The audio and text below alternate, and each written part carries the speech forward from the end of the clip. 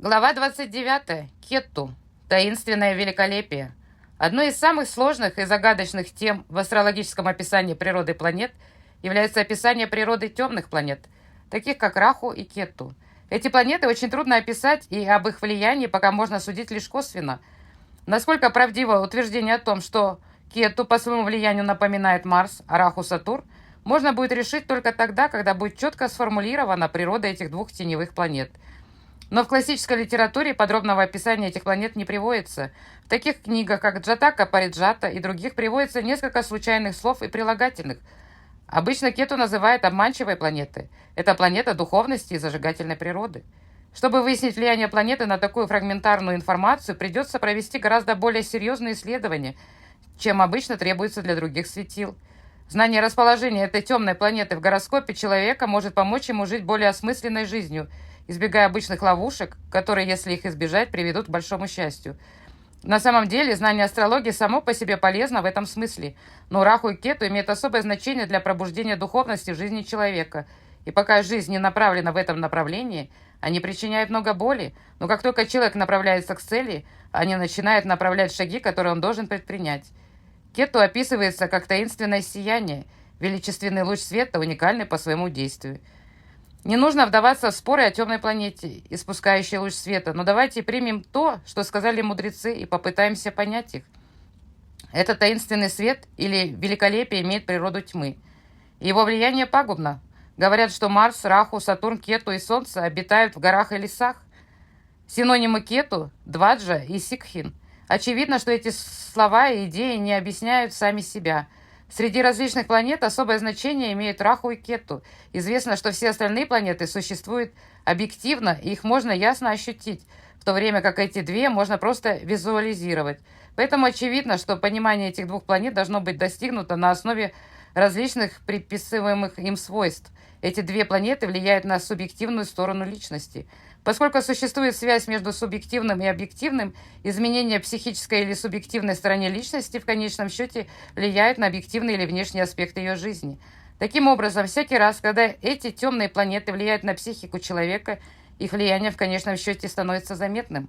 Однако эти влияния являются лишь косвенными последствиями. Раху и Кету часто рассматриваются вместе, и это сильно затемняет их значение. Это правда, что одна из них всегда находится в определенных фиксированных отношениях с другой, но это не отменяет особенности этих планет, рассматриваемых по отдельности. У этих двух планет есть своя уникальность.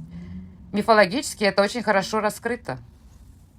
После вспенивания океана, когда был получен нектар, и девы отведали его, Срабхану вошел в их число и разделил с ними часть того же самого.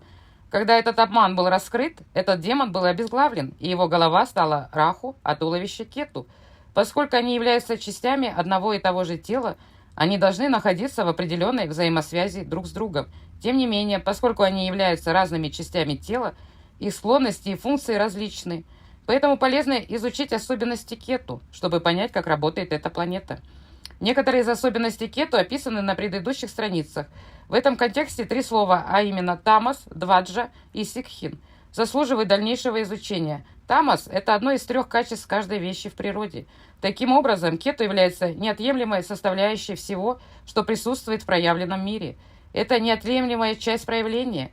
В идентической литературе Тамас рассматривается не как обычная тьма, которая следует за каждым днем, а как та Аваран-Шакти, скрывающая сила, которая скрывает божественную славу. Так что истинный свет божественности не воспринимается. В этом смысле они синонимично невежеству, однако невежество или иллюзия в особом смысле созидательно. Без иллюзии никто не может увидеть проявленную Вселенную. Тем не менее, это невежество является неотъемлемым атрибутом божественности. Оно подобно маслу в твороге или жизни, пронизывающее все. Он невидим, но без него ничто не может быть воспринято. Вот почему ему дано прилагательное «дваджа», которое означает не только флаг или штандарт, или отличительный знак, но и эмблему, знак, символ. Таким образом, Кету является символом того, что пронизывает все, в результате чего невидимая духовная слава Всевышнего становится видимой в виде проявленного мира.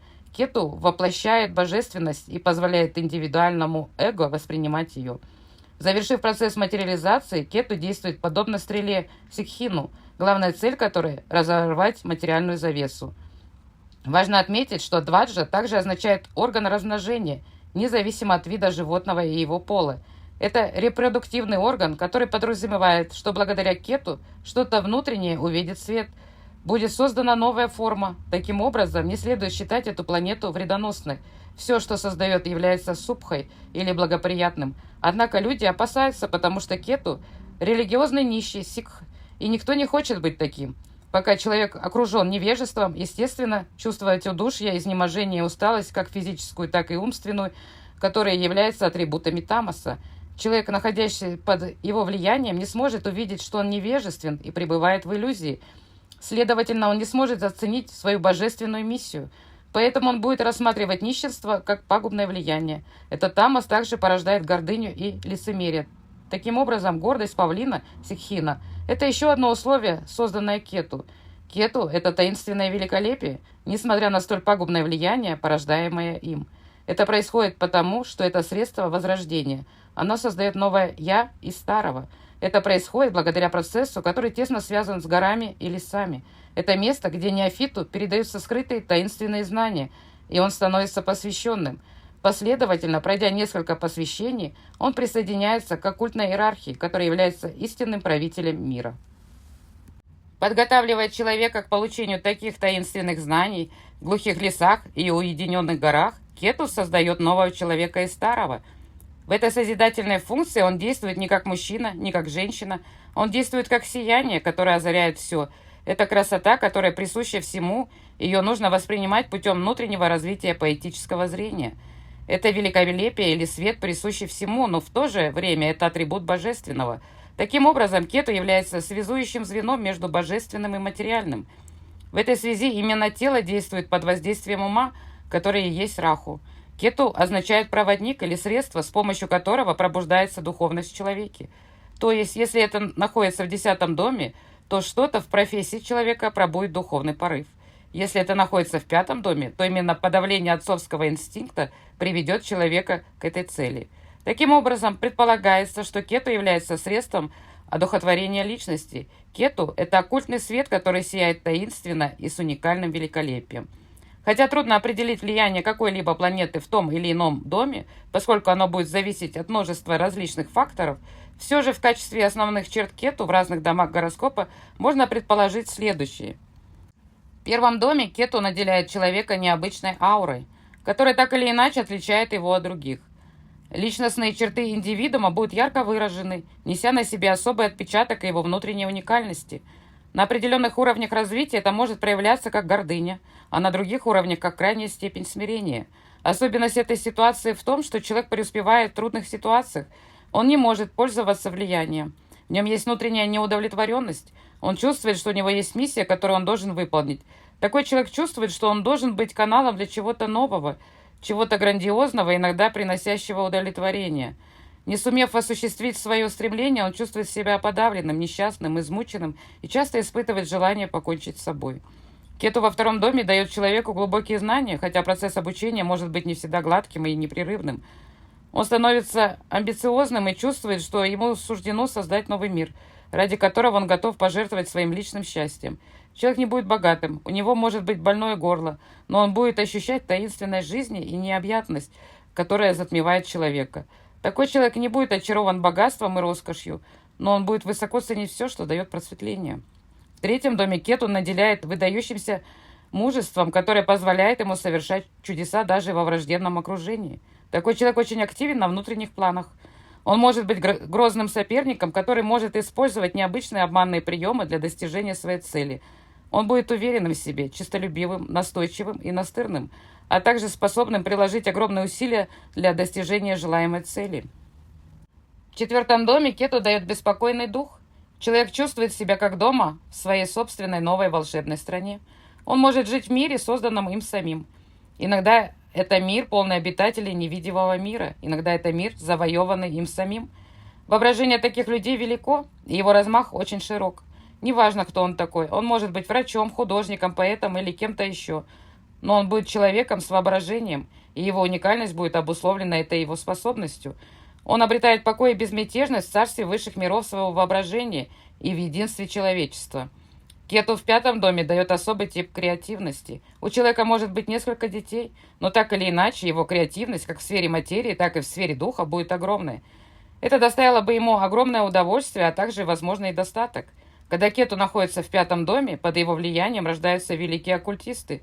Некоторые из этих людей видят будущее как открытую книгу.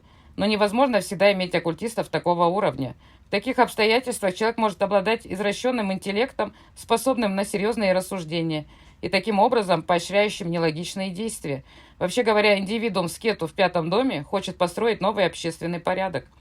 Сильная духовность возникает благодаря Кету в шестом доме. Такой индивидуум достигает самых истоков космической силы. Он способен к великому духовному подъему. Он имеет право на таинственные посвящения. На более низких уровнях он становится фанатиком или диктатором. Седьмой дом не является благоприятным для Кету. В данном случае это делает человека неспособным поддерживать постоянные партнерские отношения с кем бы то ни было. Для семейной жизни это нехорошо. Это делает партнера нетерпимым. Сексуальная жизнь не имеет морального порядка. Он не способен дисциплинировать себя. В восьмом доме Кету также приносит несчастье. Мораль человека неопределенна, и его конец часто печален. Однако это дает ему те качества и способности, которые позволяют ему заниматься нетрадиционной философской работой. Кету в девятом доме позволит мужчине занять руководящее положение, особенно в области религии, философии и духовности. Это открывает широкие возможности для приобретения нетрадиционного взгляда на жизнь. Таких людей поддерживают и ассистируют некоторые верные друзья или ученики. Это жизнь, когда в человеке происходит изменение от материализма к духовности. Кету в десятом знаке заставляет человека страдать за поступки, совершенные им в прошлой жизни. Он переносит много трудностей, ему приходится работать усерднее, чем остальным его товарищам, но он не получает соответствующего вознаграждения в виде мирских должностей и статуса. 11-й дом – это дом иллюзии Майи. Здесь Кету дает жизнь, полную разочарований, человек страдает от бедности и развивает целомудрие и аскезу.